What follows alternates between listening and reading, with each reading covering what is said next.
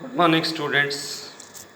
आप सभी का government college Surajgarh BSc second year mathematics की क्लास में हार्दिक स्वागत। दोस्तों, हम मैथमेटिक्स में पेपर सेकेंड मैकेनिक्स का अध्ययन कर रहे हैं और इसमें हमने पहले काइनेमेटिक्स फर्स्ट चैप्टर का अध्ययन किया है। आज हम यूनिट फर्स्ट का सेकंड चैप्टर रेक्टिलिनियर मोशन सरल रेखीय गति का अध्ययन करेंगे कि यदि कोई कण किसी सरल रेखा में अचर त्वरण के अधीन गतिमान हो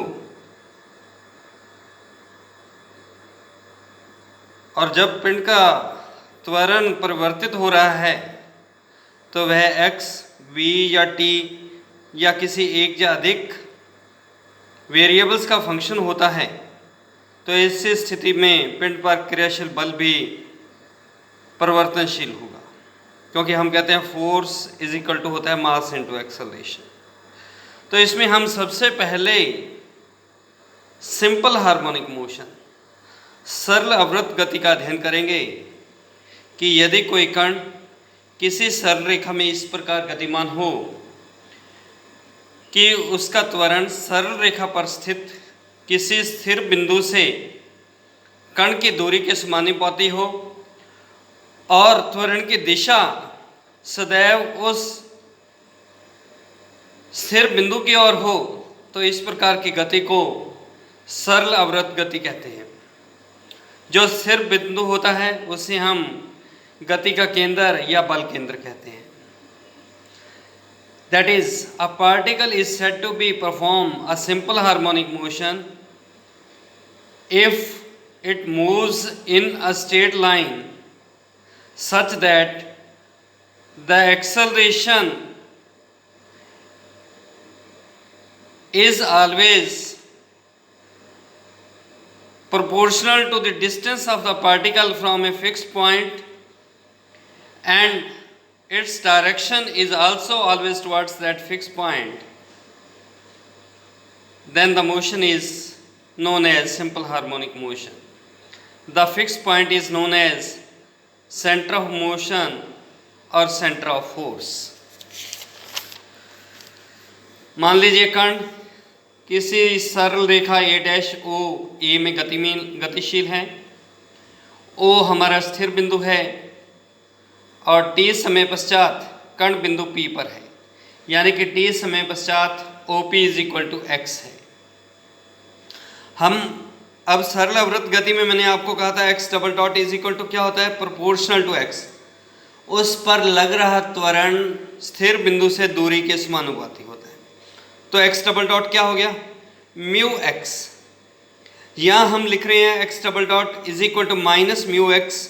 माइनस साइन इसलिए लिया कि जब कण A से O की तरफ आ रहा है तो डायरेक्शन तो O की तरफ ही है, लेकिन दूरी x कम हो रही है, A से O की ओर आ रही है। और जब आप O से A की तरफ जाते हैं दूरी बढ़ रही है लेकिन दिशा अपोजिट हो जाती है, तो इसलिए दोनों ही केसेस में हम इक्वेशन क्या लिखते हैं, x double dot is equal to minus mu x। इस इक्वेशन को हम सरल अवृत्त गति की समीकरण भी कहते हैं, इक्वेशन ऑफ SHM। तो ये एक नंबर का क्वेश्चन आपसे पूछा जा सकता है कि write the equation of SHM, तो आपने लिखना है x double dot is equal to minus mu x। अब x डबल डॉट क्या है, एक्सेलरेशन। तो एक्सेलरेशन को मैंने फर्स्ट चैप्टर में बताया था आपको, क्या लिख सकते हैं, v dv by dx is equal to minus mu x। Integrate किया तो आपके पास आ गया v square by two is equal to minus mu x square by two plus c1, या v square is equal to minus mu x square plus constant of integration. अब यदि कण बिंदु A से चलना प्रारंभ करता है तो बिंदु A पर क्या है, x is equal to a, velocity is equal to 0। अगर वह विरामावस्था से चलना शुरू करता है तो यहाँ से क्या आ गया, c1 is equal to mu a square. मैंने C1 का मान समीकरण 2 में रख दिया, तो v square is equal to mu into a square minus x square. तो अगर कण किसी सरल अवृत्त गति में गतिमान है किसी दूरी पर उसका वेग ज्ञात करना चाहते हैं तो आप p square is equal to mu into a square minus x square से ज्ञात किया जा सकता है। अब हम दो अवस्थाएं लेते हैं। पहला केस कि यदि कण ए से ओ की ओर आ रहा है और दूसरा कण ओ से ए की ओर आ रहा है। तो यदि कण ए से ओ की ओर आ रहा है तो v square is equal to mu into a square minus x square. तो वी इज इक्वल टू क्या आ गया, root mu into root a square minus x square with minus sign, क्योंकि प्लस माइनस आएगा, हमने माइनस साइन लिया है क्योंकि जब कण ए से ओ की ओर आ रहा है तो दूरी कम हो रही है। तो v को लिख सकते हैं आप dx by d t. Variables को सेपरेट किया तो आपके पास आया d t is equal to minus one upon root mu into one upon root a square minus x square d x. तो t इज इक्वल टू क्या आ गया, one upon root mu cos inverse x by a plus constant of integration. बिंदु A पर क्या है, t is equal to zero, x is equal to a, तो it implies c two is equal to zero. तो यहाँ से क्या आ गया, t is equal to one upon root mu cos inverse x by a, या cos inverse x by a is equal to root mu t और x is equal to a cos root mu t. तो यदि कण a से o की ओर आ रहा है, उसकी आप समीकरण दूरी ज्ञात करना चाहते हैं तो वो लिख सकते हैं x is equal to a cos root mu t. Second case, जब कण o से a की ओर जा रहा है तो v is equal to root mu into root a square minus x square, क्योंकि इस बार x बढ़ रहा है तो हमने साइन यहाँ पर पॉजिटिव लिया। वेरिएबल्स को सेपरेट किया और इंटीग्रेट कर दिया। D t is equal to one upon root mu one upon root a square minus x square d x. तो यहाँ से क्या आ गया, t is equal to one upon root mu sine inverse x by a. यहाँ पर भी बिंदु ओ पर क्या है, x is equal to zero, t is equal to zero, तो कॉन्स्टेंट ऑफ इंटीग्रेशन जीरो। आपने सॉल्व किया तो x is equal to a sine root mu t. तो हमारे पास चार रिजल्ट हमने टोटल यहाँ पर कैलकुलेट किए। पहला एक गति का समीकरण x double dot is equal to minus mu x. दूसरा वेग ज्ञात करना चाहें तो v square is equal to mu into a square minus x square. जब कण ए से ओ की ओर आ रहा है तो x is equal to a cos root mu t, और जब कण o से a की ओर जा रहा है तो x is equal to a sine root mu t. अब कण जब a से चलना शुरू किया, बिंदु O पर पहुंचे, तो O पर पहुंचेंगे तो x डबल डॉट क्या आ जाएगा, minus mu into zero zero, त्वरण शून्य हो जाएगा, लेकिन वेग कितना हो जाएगा उसका, v square is equal to mu into a square minus zero, v is equal to root mu a. त्वरण बिंदु O पर शून्य हो गया, वेग अधिकतम हो गया, तो इसलिए कण क्या है, O की ओर बाईं ओर जाएगा, गति में रहेगा लेकिन बाईं ओर जाएगा।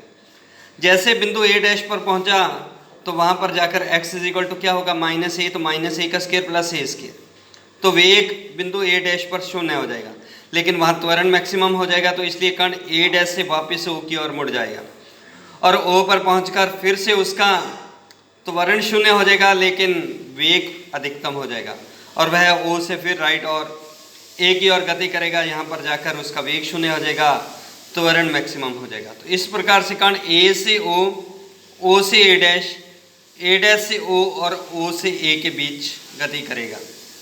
तो ये एक सिंपल पेंडुलम की तरह की गति हो गई। तो यदि हम A से A डैश और A डैश से A तक का समय ज्ञात करना चाहें तो उसे हम कहते हैं टाइम पीरियड। तो चरम बिंदु A से O तक चलने का समय अगर हम t1 मान लें, तो जब कण A से O की ओर आता है तो आपने लिखा था t is equal to one upon root mu cos inverse x by a. तो बिंदु O पर पहुंचकर मान लीजिए t is equal to t1 है, तो क्या आ जाएगा, x is equal to zero, तो t1 is equal to one upon root mu cos inverse zero, यानी कि pi by two root mu. तो ये तो आया A से O का, और इसी प्रकार से O से A dash plus A dash से O और O से A तक का समय। तो इसे अगर हम कैपिटल T मान ले तो T इज इक्वल टू क्या आ जाएगा, 4 टाइम्स ऑफ A से O तक का समय। तो वो आपने T1 निकालना है, तो capital T is equal to 4T1, तो ये आ गया आपके पास T is equal to 2 pi upon root mu. तो एक दोलन का समय जो है वो T is equal to 2 pi upon root mu. दूसरी चीज आ जाती है इसमें एम्पलीट्यूड, सरल अवृत्त गति का आयाम। तो किसी की कण की उसके बल केंद्र से विरामावस्था तक की जो दूरी होती है बल केंद्र से, वह बिंदु जहाँ पर जाकर वेग शून्य हो जाए, वह जो अधिकतम दूरी होती है उसी को हम कहते हैं एम्पलीट्यूड। तो एसएचएम के अंतर्गत किसी भी कण की किसी भी विरामावस्था से केंद्र की दूरी को हम एसएचएम का आयाम कहते हैं। Time period T is equal to, मैंने 2π/√μ निकाला है।